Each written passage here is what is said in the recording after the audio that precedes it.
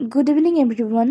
আজকে আমার জন্মদিনের মেনু নিয়ে চলে এসেছি। চটপট দেখে নাও আমার জন্মদিনে কি কি হয়েছে। প্রথমে পড়ে গেছিল স্যালাড, তারপরে কাসুন্দি উইথ ভেজিটেবল চপ।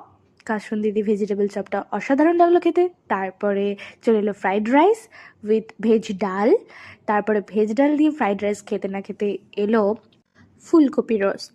ফুলকপি রোস্টটাও অসাধারণ হয়েছিল খেতে। তারপর ডাল দিয়ে ফুলকপি নিয়ে একসঙ্গে খেলাম। এরপরেই ছিল সোস টপার পনির ভাপা।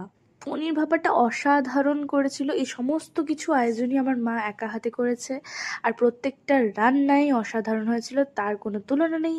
তারপর এই সবগুলো শেষ করতে না করতেই চলে এসেছিল মিক্সড একটা চাটনি। সব রকম দিয়ে একটা চাটনি করা হয়েছিল, পুরো বিয়েবাড়ি স্টাইলের। তারপর পাঁপড় দিয়ে চাটনি খেলাম, যেটা আমার অল টাইম ফেভারিট। তারপরে চলে এলো পায়েস, যেটা জন্মদিনে খেতেই হয়। তারপরে মিষ্টি আর মুখশুদ্ধি।